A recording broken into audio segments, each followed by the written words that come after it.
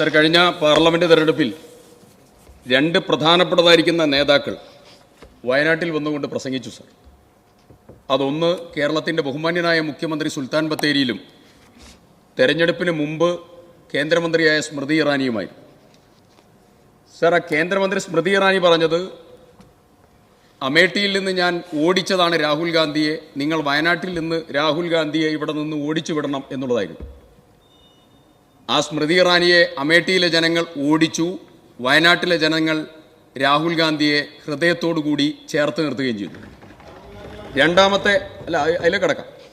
രണ്ടാമത്തെ അവിടെ പല ബൂത്തുകളിലും നിങ്ങൾ മൂന്നാം സ്ഥാനത്ത് അത് പരിശോധിച്ചു പോയി. സർ, രണ്ടാമത്തെ വ്യക്തി ബഹുമാന്യനായ കേരളത്തിൻ്റെ മുഖ്യമന്ത്രിയാണ് സർ. മുഖ്യമന്ത്രി പറഞ്ഞത് ഇത്തവണ വയനാട് ചരിത്രം മാറ്റും എന്നാണ്. എന്നിട്ട് അദ്ദേഹം കോൺഗ്രസിനെതിരെ വാദോരാതെ പ്രസംഗം നടത്തി. സർ, അതും ജനങ്ങൾ കേട്ടു.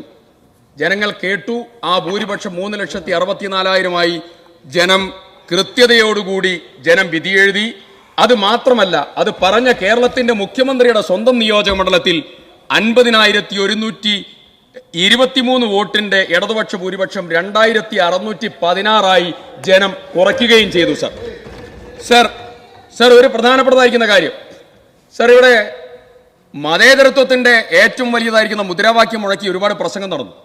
സർ, ഒരു കാര്യം ചോദിക്കട്ടെ സർ, ആരാണ് സർ ഈ കാഫിർ പ്രയോഗത്തിന്റെ ഉപജ്ഞാതാക്കൾ? ആരാണ് സർ? ഒന്ന് പറയണല്ലോ സർ. നിങ്ങൾ നാദാപുരം, കുറ്റ്യാടി, തലശ്ശേരി, കൂത്തുപറമ്പ് ഏരിയയെ കുറിച്ച് നിങ്ങളൊന്ന് മനസ്സിലാക്കണം. വാദോരാതെ പ്രസംഗിച്ച് ഒരുപാട് പേരുണ്ടല്ലോ.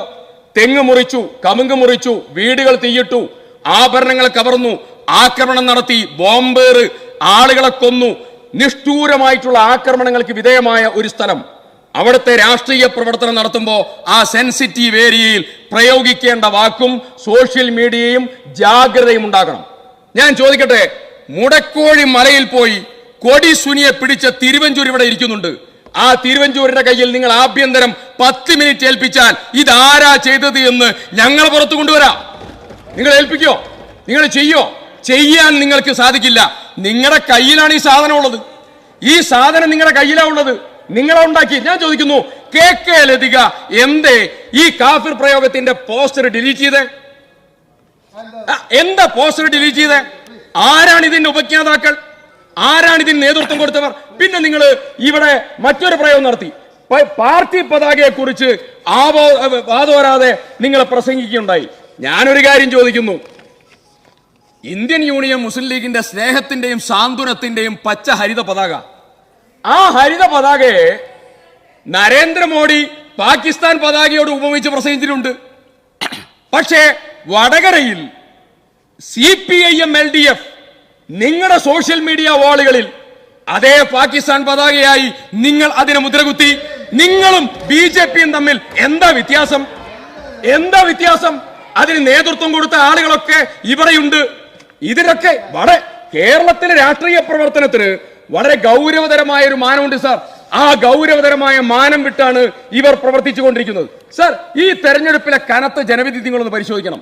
കാസർഗോഡ് രാവണേശ്വരം നെല്ലെടുപ്പ് സമരം നടന്ന സ്ഥലം. സർ, നിങ്ങളുടെ പാർട്ടി പല ഗ്രാമങ്ങളിലും പുറകോട്ട് പോയി. ചരിത്രത്തിൽ ആദ്യമായി UDFന് പല ബൂത്തിലും ഭൂരിപക്ഷം. സർ, മടിക്കൈ നിങ്ങളുടെ ചുവന്ന മണ്ണ.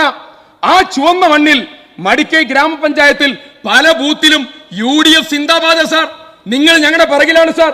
പാർട്ടിയുടെ ചരിത്രത്തോടൊപ്പം നടന്നതായ കയ്യൂർ ചീമേനി നിങ്ങൾ ആലോചിക്കണം. ചരിത്രത്തിൽ ആദ്യമായി 4 ബൂത്തിൽ UDF മുൻപന്തിയിലെത്തി. അവിടെ 1000 നിങ്ങളെ വോട്ടുകൾ ചോർന്നു എന്നുള്ളത് മാത്രമല്ല, BJPക്ക് ചരിത്രത്തിൽ ആദ്യമായി 1330 വോട്ടുകൾ നിങ്ങളിൽ നിന്ന് നിങ്ങൾ ഏൽപ്പിച്ചു കൊടുത്തു. നിങ്ങൾ എന്താ ഇവിടെ പറഞ്ഞ മുദ്രാവാക്യം? ഇടതുണ്ടെങ്കിലേ ഇന്ത്യയുള്ളൂ. സർ, ഇപ്പോ ലോകസഭാ തെരഞ്ഞെടുപ്പിന് ശേഷമുള്ള നരേഷൻ എന്താണെന്നറിയോ? പഠിക്കണം നിങ്ങൾ. ഇടതുണ്ടെങ്കിലേ BJP ഉണ്ടാവുകയുള്ളൂ എന്നതാണ് പുതിയ നരേഷൻ. സർ, പുതിയ നരേഷൻ. സർ, നിങ്ങൾ പറയണ്ട കേട്ടോ. കരിവള്ളൂർ സമരം നടന്ന കണിയൻ പ്രദേശം BJPയുടെ വോട്ട് ക്രമാതീതമായി കൂടി, UDFന്റെ വോട്ട് കൂടി. നിങ്ങളുടെ വോട്ട് കുത്തനെ കുറഞ്ഞു. നിങ്ങൾ അടുത്തത് പരിശോധിച്ചോ. നിങ്ങളുടെ ഏറ്റവും വലിയ ചെമ്പതാകേന്തിയ സ്ഥലമാണ്, ചരിത്രമുറങ്ങുന്ന സ്ഥല മൊറാഴ. ആ മുറാഴ ഉൾപ്പെട്ടതായിരിക്കുന്ന പഞ്ചായത്തിൽ 2019 NDAയുടെ വോട്ട് നിങ്ങൾ കൂടുതൽ കൊടുത്തത് 1204 സർ. കൂത്തുപറമ്പ് രക്തസാക്ഷി റോഷൻ, ഷിബുലാൽ, മധു, രാജീവൻ അടക്കമുള്ള രക്തസാക്ഷികൾ പറഞ്ഞതായിരിക്കുന്ന മണ്ണ സർ.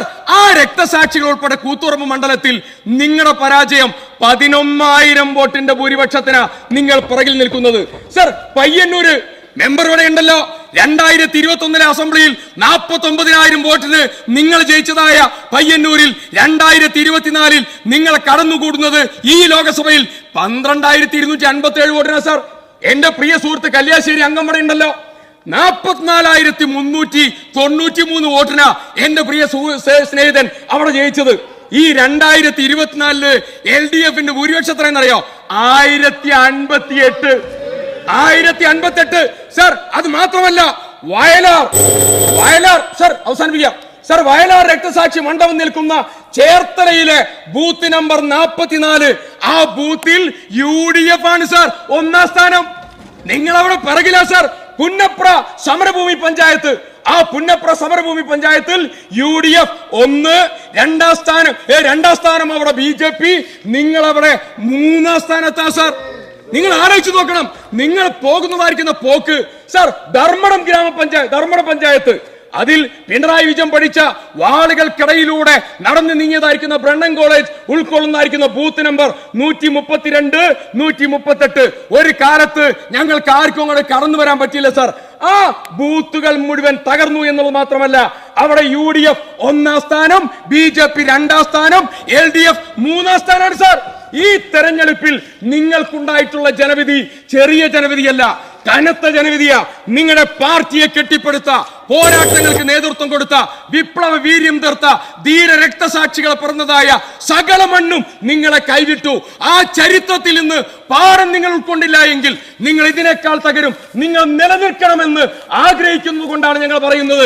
കാരണം നിങ്ങൾ തകരുന്നത് നിങ്ങളുടെ പ്രവർത്തകർ താമരയ്ക്ക് കുത്തുകയാണ്. അതുകൊണ്ട് നിങ്ങൾ നിലനിൽക്കണം എന്നുള്ള ആഗ്രഹം കൊണ്ടാണ് ഞങ്ങൾ പറയുന്നത്. ആ ഉത്തരവാദിത്വം നിങ്ങൾ മനസ്സിലാക്കണമെന്ന് കൂടെ ആവശ്യപ്പെട്ടുകൊണ്ട് ഈ ധനാഭ്യർത്ഥനകളെ ഞാൻ എതിർക്കുക.